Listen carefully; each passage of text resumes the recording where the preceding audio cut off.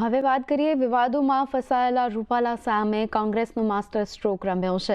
રાજકોટની લોકસભા બેઠક પરથી કોંગ્રેસના ઉમેદવાર તરીકે પરેશ ધાનાણી ચૂંટણી મેદાને ઉતરશે। અનેક અટકળો અને ચર્ચા વિચારણાના દોર વચ્ચે પરેશ ધાનાણી રાજકોટ સીટ પરથી ચૂંટણી લડવા તૈયાર થઈ ગયા છે અને આ અંગે રાજકોટ કોંગ્રેસનું પ્રતિનિધિમંડળ અને મનાવવા તેમના માટે તેમના નિવાસસ્થાને પહોંચ્યું હતું, જ્યાં 150થી વધુ લોકો લલિત કતગરાની આગેવાનીમાં આવ્યા હતા। તેમની વચ્ચે લાંબા સમય સુધી ચર્ચા પણ ચાલી હતી। આખરે લલિત કગથરા સહિતના નેતાઓએ ધાનાણીને મનાવીને લેવામાં સફળ રહ્યા છે અને પરેશ ધાનાણીએ પોતાના આગવા અંદાજમાં ચૂંટણી લડવાની તૈયારી દર્શાવી।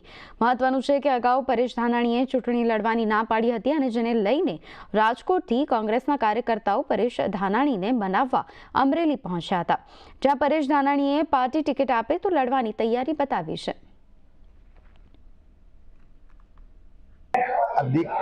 દીકરીઓના સ્વાભિમાનની લડાઈને સમર્થન કરે, સ્વૈચ્છિક રીતે રાજકોટનું રણ મેદાન છોડે એવી પ્રાર્થના કરું છું। જો એ હથિયાર હેઠા નહીં મૂકે, તેનું નેતૃત્વ એને હથિયાર હેઠા નહીં મુકાવે તો કોંગ્રેસ પક્ષના કાર્યકર્તા તરીકે પરેશ ધાનાણી મારા રાજકોટ પરિવારના લોકોની લાગણી ધ્યાને લઈ શીર્ષ નેતૃત્વ પાસે અગાઉ પણ મારા સામાજિક અને કૌટુંબિક કારણોસર રાજકોટ નહીં ક્યાંય પણથી આ વખત ચૂંટણી નહીં લડવા માટે મેં બે હાથ જોડીને વિનંતી કરી હતી।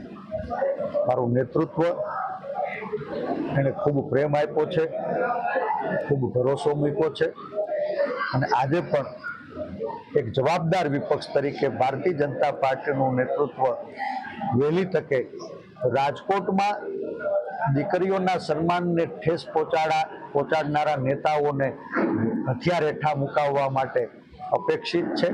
જો એ હથિયાર હેઠા નહીં મૂકે તો નવીન મહાભારતના મેદાનમાં એ ગીતાનો સાર સાંભળવા તમારો આ કાર્યકર્તા તૈયાર હશે, એટલો મને વિશ્વાસ છે।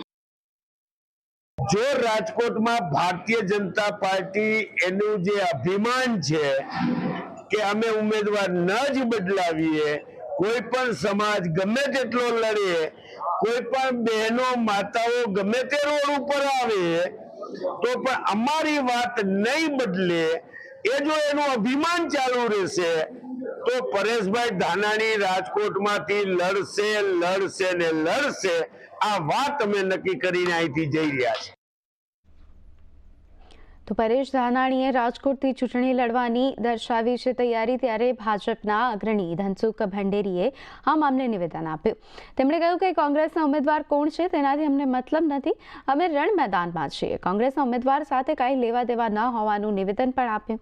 સાથે જ રાજકોટ બેઠક પર 5 લાખથી વધુની લીડથી જીતનો દાવો કર્યો છે। કહ્યું છે કે પ્રત્યેક બૂથ પર ભાજપની જીતનું અમારું લક્ષ્ય છે। રૂપાલાજીની વાત કરી છે ત્યારે કોંગ્રેસનો કોણ ઉમેદવાર આવે એની સાથે ભાજપને નિસ્બત નથી। 21 લાખ કરતાં વધારે મતદારો છે, 1974 બૂથ છે। અમે લોકસભા તો જીતી છે પણ અમારી લડાઈ 1974 બૂથ જીતવાની છે। પ્રત્યેક બૂથમાં ભાજપ જીતે અને કોંગ્રેસનો અહીંનો ઉમેદવાર આવે કે બહારનો, ભાજપ 5 લાખ કરતાં વધારે મતોથી રાજકોટ લોકસભા સીટ જીતવાનું છે, આ નિશ્ચિત છે।